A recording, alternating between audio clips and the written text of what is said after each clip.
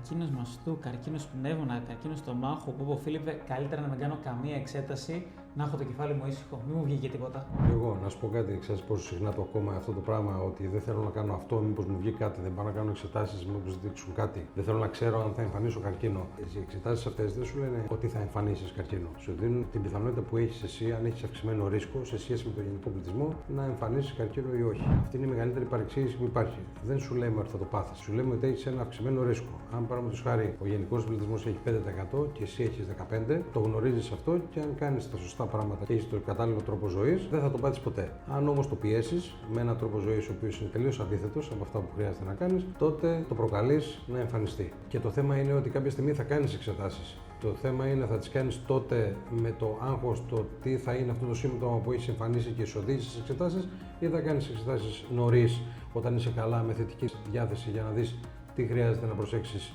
για να το αποφύγεις αυτό ή να μειώσεις την πιθανότητα. Προφανώς μιλάω για όλες τις εξετάσεις, είτε αφορά μικροβιολογικές, είτε γενετικές, είτε μαγνητικές, είτε οτιδήποτε. Γενικά κάντε τις εξετάσεις. Η πρόληψη είναι το νούμερο 1. Σώζει ζωές.